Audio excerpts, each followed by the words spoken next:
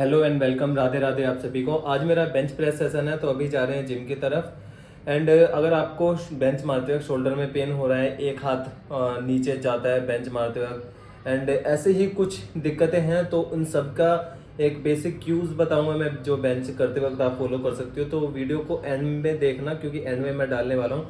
And बीच में मैं अभी दिखाऊंगा थोड़ी सी मोबिलिटी जो आप बेंच से पहले कर सकते हो, उससे भी बहुत फर्क पड़ेगा आपको। इन सब चीज़ों से फर्क पड़ेगा कि आपको एक्चुअली बेंच करनी कैसे है, क्योंकि मेरा लोड स्पेसिफिक बहुत कम होता है। मैं फॉर्म पे ज़्यादा काम करता हूँ अपने ऊपर, और स्ट्रेंथ बेस्ड ट्रेनिंग होती है। और लास्ट में जो आप कर सकते हो बेंच मारते हो, छोटे छोटे क्यूज है, बट उस छोटे छोटे क्यूज से आपके शोल्डर में पेन बहुत इंटेंस हो सकता है। तो देखना वीडियो पूरी। चलिए चलते हैं। सबसे पहले आर्म की एक्सटर्नल रोटेशन पे काम किया है। मैंने एक बैंड लगाया है हैवी वाला। इसका इंटेंसिटी है 8 से 10 के आसपास, जिससे मैं पुल कर रहा हूँ। उसकी इंटेंसिटी 5 से 6 है। ये एक्सटर्नल रोटेशन अच्छा करने के लिए, अगर आपके शोल्डर में पेन है, आप ट्राई कर सकते हैं। तो अब यहाँ से स्टार्ट होता है हमारा शोल्डर का इंटेंस मोबिलिटी सेशन। यहाँ से आप इतना ही प्रेशर दोगे ऐसे आके, जितना आप हैंडल कर सकते हो। आपके शोल्डर में पेन बढ़ना नहीं चाहिए इसकी वजह से। तो आप हाथ इस तरह से बाहर की तरफ निकाल के, और दूसरे हाथ से आप इंटेंस प्रेशर कंट्रोल कर सकते हो कि कितना प्रेशर देना है आपको शोल्डर जॉइंट पे। और ये आपको दोनों साइड से करना है, जैसे कि आप देख पा रहे हो। इस तरह से आके आपको दूसरी लेग दूसरी साइड घुमानी है, और उतना ही शोल्डर पे प्रेशर आएगा जितना आप पेन फ्री परफॉर्म कर सकते हो। एंड ताकि ये बेंच में आपको इतना रिस्ट्रिक्शन फील ना हो कि चटक रहा है। बहुत सारे लोग बोलते हैं मेरा आर्म चटक रहा है, शोल्डर में से आवाज़ें आती हैं। तो ये बेसिकली ये कई बार टाइटनेस की वजह से भी आ सकता है, और आपके लिगामेंट आपके वीक होते हैं, स्ट्रेच पोस्चर में होते हैं, उस वजह से भी आ सकता है। इसके बाद आपको थोरेसिक एक्सटेंशन पे काम करना है, ताकि बेंच में आपका आर्क बनने में कोई क्रैम्प वगैरह ना फील होए। मतलब लेट में यूजुअली लोगों को क्रैम्प आता है, और ये आप यूनिलेटरल भी कर सकते हो और दोनों भी कर सकते हो, जैसे आप इस वीडियो में देख पा रहे हो। और ये आपका होल्ड रहेगा जब आप एक्सटेंशन पे काम करोगे, तकरीबन 15 सेकंड का। आप अपने कंफर्ट के हिसाब से टाइम कम या ज़्यादा कर सकते हो, बट इसके रैप बहुत ज़्यादा मत लगाना, वरना थोड़ी सी स्टेबिलिटी वाइज आपको दिक्कत होएगी। एंड ये मैंने थोड़ा सा शोल्डर पे लोड डालने के लिए करा था, तो इसे ज़्यादा सीरियसली मत ले लेना। तो अब स्टार्ट होता है यहाँ से अब शोल्डर की स्टेबिलिटी, जो बेंच में बहुत मेजर रोल करती है। अगर स्टेबिलिटी नहीं है तो आपके शोल्डर में बहुत जल्दी पेन आ जाएगा, और इंजर्ड शोल्डर बहुत जल्दी हो जाएगा। बेसिकली शोल्डर के सामने की साइड एंटीरियर डेल्ट में आपका अगर पेन है, तो उसके लिए ये बहुत एक अच्छी ड्रिल है जो आप कर सकते हो। इस तरह से आपको सीधा लेटना है। आपको पहले स्केपुला रिट्रैक्ट करना है, उसके बाद ऊपर आओगे, दूसरे हाथ से सपोर्ट लेके फिर आप आर्म इस तरह से घुमाओगे, जैसे आप इस वीडियो में देख रहे हो। इसके आप मल्टीपल रैप परफॉर्म कर सकते हो, जैसे 15 या 12 के आसपास। बहुत ज़्यादा काम नहीं करना है, वरना शोल्डर फटीक हो जाएगा, और बेंच में आपको दोबारा पेन की दिक्कत बढ़ सकती है, पहले से ज़्यादा पेन हो सकता है। और ये आपको दोनों साइड से परफॉर्म करना है। इसका 1 या 2 सेट बहुत होंगे। कभी भी आप अगर इंटेंसिटी पे वर्क कर रहे हो, आपको मोबिलिटी और बाकी सब चीज़ों में बहुत ज़्यादा टाइम नहीं देना है, क्योंकि आपको पावर बचानी है, ताकि आपका 1 RM ईज़िली आ जाए। तो और ऐसा भी नहीं है कि आपको वो चीज़ करनी ही नहीं है।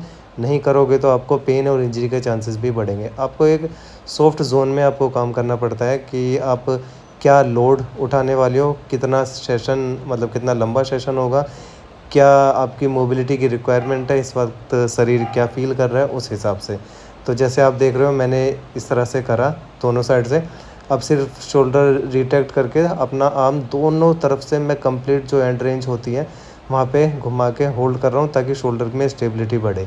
और यही चीज़ आपको दोनों साइड से करनी है। मतलब एक में ही ये 2 एक्सरसाइज हो गई हैं जो आप ये देख पा रहे हो।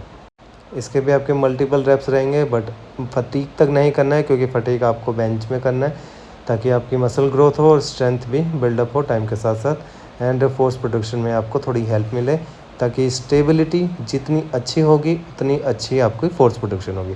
बहुत सिंपल रूल है, कोई रॉकेट साइंस वाली बात नहीं है।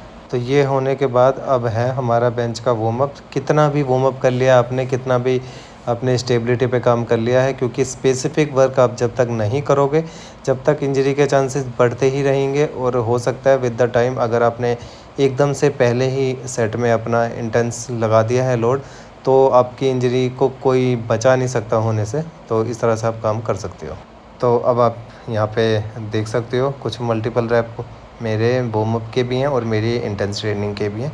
यहाँ पे मैंने 10 केजी के लगा के कुछ मल्टीपल रैप निकालूंगा, फिर से थोड़ा वेट लगा के फिर से निकालूंगा। तो अब मिलूँगा मैं आपको सीधा लास्ट में, जहाँ पे मैं एक्सप्लेन करूँगा कि आपके बेंच के क्या क्या क्यूज़ हैं, आप किस तरह से इंजरी से बच सकते हो, आपका स्टांस क्या हो सकता है, आप कहाँ गलती कर रहे हो, सब कुछ आपको वीडियो के एंड में पता चलेगा।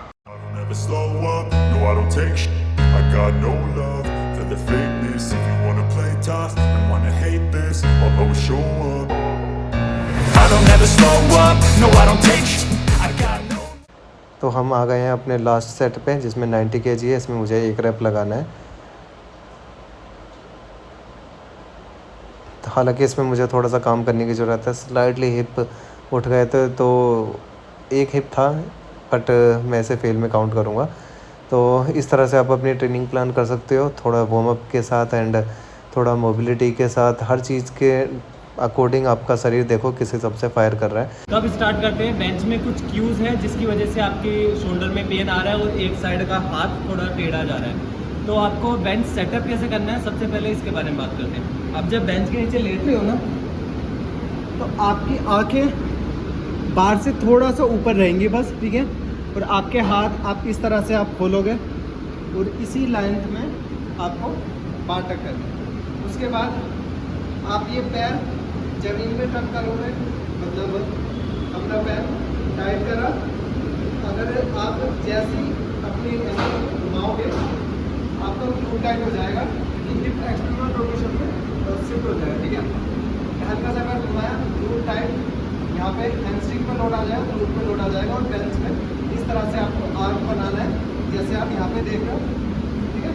हो सकता है कुछ लोगों का इतना आर्क ना है, बट वो टाइम के साथ साथ आपका ठीक होता चला जाएगा। उसके बारे में फ्यूचर में हम बात करेंगे। जब आप इस तरह से अपनी बेंच सेटअप करोगे, आपका हाथ ना देखना बहुत ज़्यादा पास में ना आएगा। जब हाथ आपका बेंच के पास आता है, उस टाइम पे शोल्डर पे सबसे ज़्यादा लोड होता है। हल्का सा वाइड पैरेलल में रखना, काइंड ऑफ पैरेलल, और थोड़ा सा अंदर होना चाहिए। मतलब जहाँ पे आपको सोर्स और जहाँ पे आपको फील हो रहा है ज़्यादा एनर्जी प्रोड्यूस कर पा रहे हो, वहाँ से रख के, जैसे अभी मैंने ये रखा। अब इसमें अंदर करना है, तो इसमें सेम एंकल घुमाया, ग्लूट एक्सटर्नली रोटेट, ठीक है। जब आपका एक्सटर्नल रोटेट होगा, ग्लूट इंगेज होएगा। अब आप इसे अनड्रैग करोगे, अनड्रैग करके जैसे आप इसे ऐसे लाओगे, हल्का सा हाथ इस तरह से आएगा, ठीक है। इसमें आपकी लैट एक्टिवेशन स्टार्ट हो जाएगी। हाथ अगर एल्बो बाहर की तरफ फेल करेगी, लैट एक्टिवेट नहीं होंगे, लोअर बैक पे लोड आ जाएगा, क्रैम्प आने के चांस है, शोल्डर में पेन आ जाएगा, ठीक है। आपको हल्के से हाथ इस तरह से घुमाने हैं, एल्बो हल्की सी अंदर की तरफ। आप जैसे ऐसे आओगे, एल्बो हल्की सी अंदर की तरफ आए, लैट एक्टिवेट हो गए। इसी लेंथ में आपको ऊपर जाना है और इसी लेंथ में आपको नीचे आना है, ठीक है। सिर्फ हल्का सा घुमा के लेंथ में ऊपर, मतलब नीचे, पूरी लेंथ में बाहर। अगर एल्बो इस तरह से फ्लेयर हो जाएंगे तो लैट एक्टिवेशन कम हो जाएगी, और शोल्डर आपको जितना भी लोड पुल करोगे तो पूरा आपका शोल्डर से आ जाएगा, और शोल्डर में टाइम के साथ पेन आना स्टार्ट हो जाएगा। अगर आपकी शोल्डर की मोबिलिटी इतनी अच्छी नहीं है कि आपका थोड़ी रोटेशन पे पेन हो रहा है, तो आपको मोबिलिटी वर्कआउट पहले करना है जैसे आपने पहले करा था। हालांकि और भी चीज़ें हैं जो आप कर सकते हो, उसके बारे में हम डिटेल में बाद में बात करेंगे। अभी तक के लिए यही इतना काफ़ी है। चलिए मिलते हैं आपको अगली वीडियो में। कुछ क्यूज़ है, कुछ आपको इंजरी है, उसको लेके नीचे मुझे कमेंट में डाल देना। मिलते हैं आपको अगली वीडियो। बाय।